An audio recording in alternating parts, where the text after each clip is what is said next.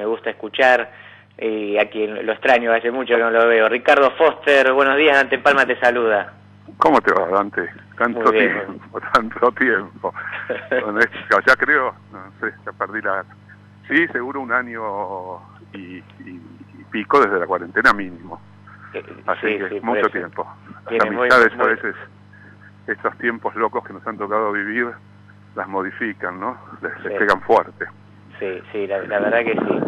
Pero bueno, quería charlar con vos, aunque sea por la radio, y preguntarte, bueno, entre otras cosas, justamente acerca de este año loco, porque, a ver, vos te acordarás, digamos, al principio de la pandemia, muchos de los principales filósofos del mundo lanzaron algunas que por lo menos para mí eran como temerarias predicciones acerca de lo que se venía y de lo que esta pandemia significaba. Mira, desde el fin del comunismo chino al fin del capitalismo, desde el intento final de una biopolítica llevada adelante por estados liberales hasta, no sé, las conspiraciones más extrañas. Y a un año del confinamiento, entonces, yo te pregunto, primero, ¿qué lecturas haces vos de estas predicciones que se hicieron? Y después, ¿cuál es tu propia visión de lo que nos ha tocado vivir en este año?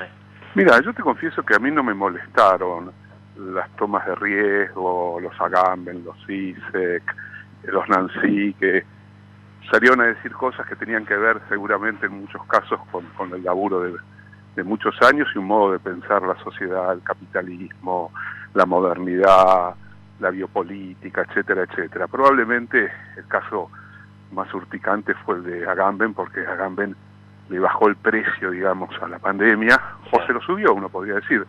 Le bajó en el sentido en que no imaginó el impacto sobre la vida, las muertes, los contagios, la expansión global, y le subió porque planteó algo que no es menor y que hay que pensar, que son las consecuencias sobre la vida, sobre la política, sobre la economía, sobre los cuerpos de la pandemia, la pospandemia y los sistemas y los dispositivos de seguridad y de control que son parte de su reflexión en torno a la biopolítica como uno de los núcleos centrales de la modernidad capitalista. Entonces, desde ese punto de vista yo te diría, yo tiendo más a la imagen hegeliana del búho de Minerva, ¿no? La filosofía levanta vuelo al atardecer, es decir, cuando las cosas de algún modo acontecieron y lo que intenta es pensar, interrogar, poner en cuestión, criticar, reflexionar en torno a lo que está sucediendo y el modo como se va cristalizando.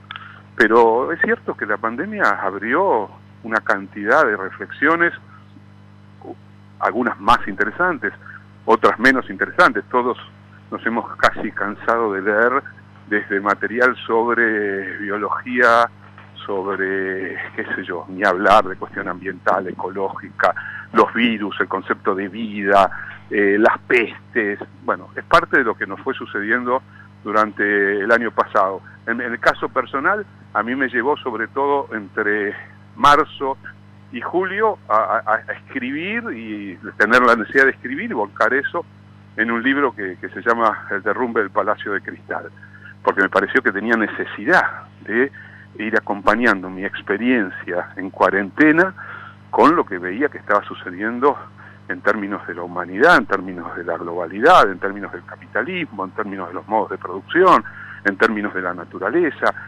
Todo eso creo que fueron disparadores extremadamente potentes y al mismo tiempo una sensación dual, primero de un cierto, ¿cómo llamarlo?, un cierto entusiasmo ante el impacto de esta novedad única, y entusiasmo en el sentido de imaginar que era porque se abría como una brecha de nuevo tipo, y después también esos días de escepticismo brutal viendo las conductas reales del capitalismo real. Todo eso me parece que estuvo en juego a lo largo del 2020 y las experiencias personales que también son importantes. ¿Qué nos pasó en términos de individuos viviendo los 3 meses estricta cuarentena, después la experiencia de la pandemia? No somos los mismos y eso tenemos que tratar de ponerlo de alguna manera en palabras. Ricardo, aún cuando todavía hoy muchos países realizan confinamientos, parece haberse instalado como que ya no hay margen para hacerlo, y de hecho creo que el propio gobierno argentino parece aceptar esa imposibilidad. Hoy ya no se discute eso. La pregunta es ¿a qué se debe esto? Es decir, ¿es que triunfó una especie de idea libertaria, digamos, de la libertad, o es más simple y que la gente está podrida y que no soporta más estar encerrada en la casa? Yo creo que es una combinación. A ver, después de décadas, voy a poner sola para no ir muy lejos, vamos a hablar del neoliberalismo. Después de 40 años de neoliberalismo al mango, que implicó transformaciones estructurales de la vida social, de la vida individual, de los valores, de los gustos, de las prácticas, que llevó a una hipérbole individualista, a una sociedad fragmentada, a una guerra de todos contra todos en una competencia para llegar a algún lugar exitoso. Es muy difícil pedirle a esas sociedades que durante 40 años vivieron haciendo la apología del emprendedorismo, de la competitividad, de la riqueza, de los famosos y ricos, etcétera, etcétera, pedirle una socialización distinta, prácticas colectivas, prácticas de ayuda, de cuidado, y que eso produzca una revolución en las conductas de la noche a la mañana. La verdad que es absurdo. Seguimos instalados en una sociedad despiadada que sigue construyéndose en base a la desigualdad y la injusticia y la exclusión. Lo vemos con las vacunas.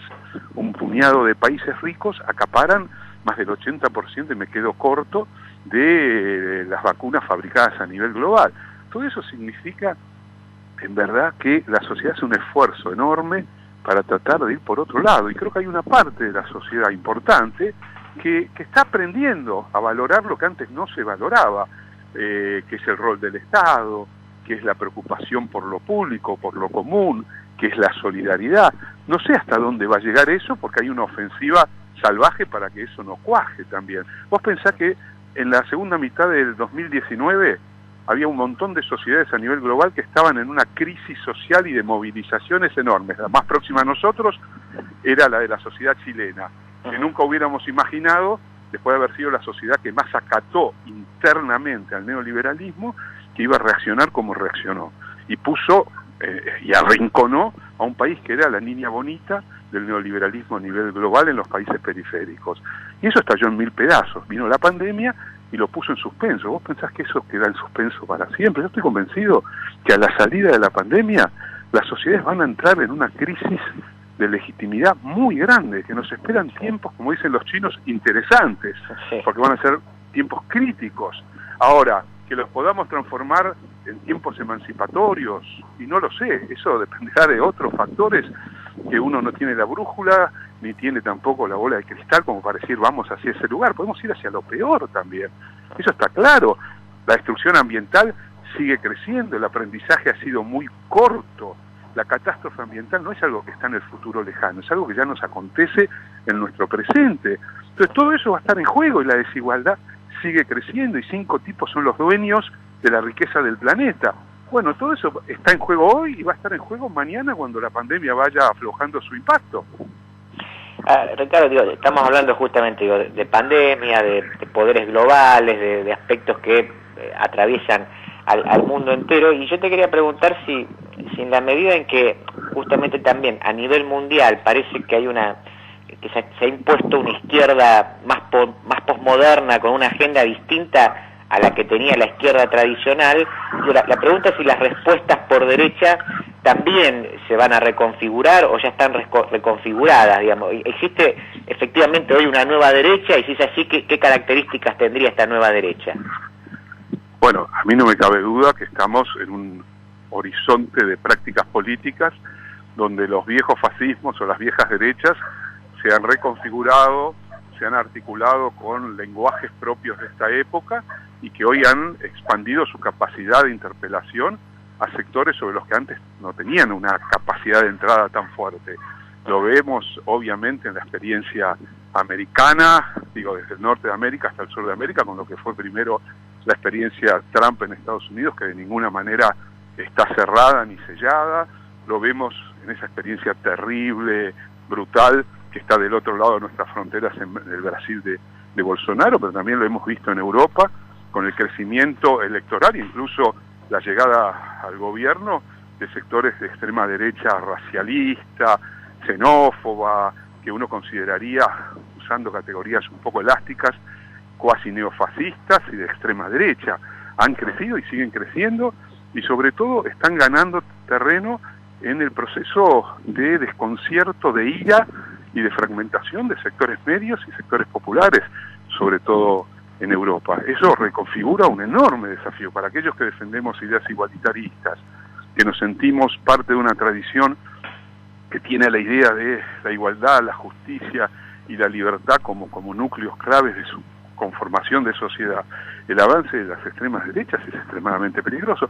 A ver, yo creo que siempre es buena el juego con la comparación histórica, no para pensar que las cosas se repiten del mismo modo, sino para entender un poco el presente y el pasado.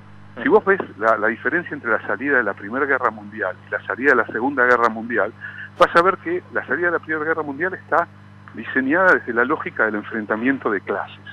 La revolución en Rusia, la respuesta fascista en Alemania, en Italia, después se prolongó en la España falangista, en la Portugal salazarista, y en los años 20 el capitalismo democrático liberal, entre comillas, se hizo hiperliberal, y la década de los 20 fue la década más desigual en la historia hasta ese momento del capitalismo, y estalló en 1000 pedazos en el 29-30. La respuesta a ese estallido fue el inicio de las políticas estatalistas y keynesianas, tanto por parte de los sectores liberales como también de los sectores reaccionarios y de derecha. Eso desembocó en la Segunda Guerra Mundial. La salida de la Segunda Guerra Mundial fue distinta, porque las clases dominantes sintieron el miedo a la revolución y aceptaron que se construyan los estados de bienestar.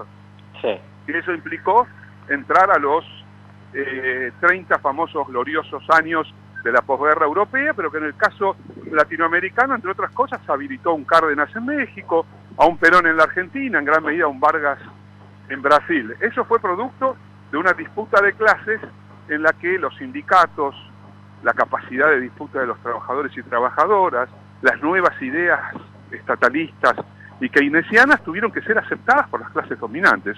Hoy se plantea bajo nuevas condiciones esta disputa.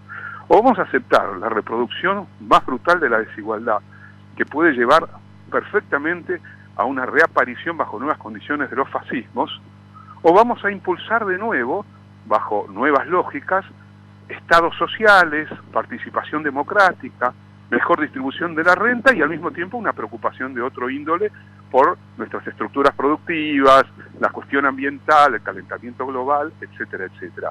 Me parece que estamos en esas disyuntivas, los peligros son reales. Ojo que yo creo que estamos frente al peligro de sociedades muy descompensadas que pueden optar por salidas fascistoides perfectamente. Brasil es un caso emblemático, después de, ¿cuántos años? 8, 12, casi 14 años de gobierno del PT, la respuesta mayoritaria de la sociedad brasilera fue la más espantosa que hubiéramos podido imaginar. Entonces yo no lo descarto, por eso la pelea hoy es absolutamente fundamental y decisiva. Ricardo, te hago dos más en relación con lo que me acabas de mencionar. Por un lado, ¿cómo te imaginás a la derecha local y ahora en Argentina? Porque, a ver, parecería como que hay opciones, diría casi casquivanas, radicalizadas al estilo Macri y Patricia Bullrich, y que habría, esto incluso fomentado, creo yo, desde el propio oficialismo, ¿no? Como una opción moderada que podría ser Vidal, Rodríguez Larreta. ¿Vos creés que entonces viene una opción moderada para enfrentar la moderación de Alberto, o creés que finalmente esos sectores más radicales son los que se van a terminar imponiendo? Y a ver, todo va a depender de cómo transcurran estos próximos 3 años. Si los próximos 3 años están sostenidos sobre una campaña de vacunación, vamos a ponerle el nombre de exitosa, si están sostenidos sobre una recuperación económica que incluya también la recuperación del salario y del poder adquisitivo de las clases medias y los sectores populares, yo creo que no hay opción de derecha que pueda ganar una elección en esa Argentina. Ahora, si llegamos en estado de crisis, de coma, me parece que se abre un abanico que se parece al huevo de la serpiente.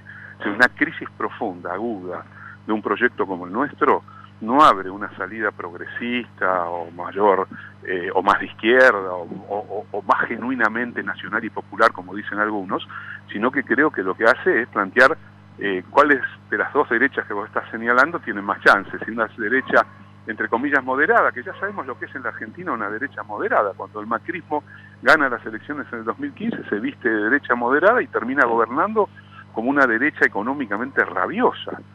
Probablemente eso suceda con un Rodríguez Larreta o con un Vidal.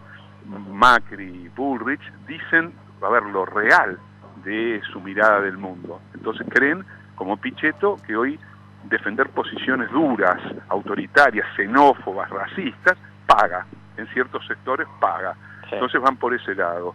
Yo creo que en última instancia se van a juntar esos dos sectores. No veo que haya una ruptura de esos sectores. Se van a juntar. Entonces por eso yo pongo todas mis fichas a que nosotros seamos capaces en estos 3 años de dar saltos cuantitativos y cualitativos y demostrar que efectivamente se puede construir otro modo de vivir en un país como el nuestro. Este es el gran desafío, obviamente, ¿no? Y ahora sí, te hago la última, Ricardo, y te agradezco estos minutos. Dale. Esta apreciación personal, vos decime si coincidís o no. Digo, sí. Especialmente durante los gobiernos de Cristina, me parece que estuvo como muy presente la cuestión de la batalla cultural, cierta mirada revisionista sobre la historia, un regreso a ciertos debates ideológicos en el mejor sentido del término, y hoy no veo que existe eso ni en el debate público y tampoco en la militancia. Entonces, ¿estás de acuerdo? Y si fuese así, en todo caso, ¿por qué crees que está pasando esto? A ver, me parece que hay un achatamiento del debate político y de ideas. Me parece que eso es real y sobre todo en nuestro propio campo. Uno siente que hay menos intensidades en términos de debate político. Eso creo que tiene que ver también con el tipo de frente que se construyó, con las circunstancias también por las que estamos atravesando, tanto la crisis brutal que recibimos del macrismo, como la que dispara también la pandemia, que hace que las cosas se vuelvan un poco más difíciles, más grises en un punto. Entonces creo que ahí hay algo que tiene que ver con eso. Por otro lado, sí me parece que en verdad hoy estamos en muy buenas condiciones para rediscutir el rol del Estado, el rol de la economía, para rediscutir de nuevo la relación de la Argentina con América Latina y a nivel también global, porque me parece que esas cosas sí se están abriendo como posibilidad. Pero creo que hay un estado de desmovilización producto, me parece que el estado de desmovilización es en una gran medida producto de la pandemia, que eso nos hace daño, porque para nosotros el estado de movilización no es solamente la salida a las calles, que siempre fue la clave, ocupar las calles, sino lo que significaba política, cultural y simbólicamente ocupar las calles. Eso me parece que nos está faltando, y también nos está faltando una discusión más profunda hacia adentro de aquello que se está abriendo después de esta travesía por el desierto de la pandemia.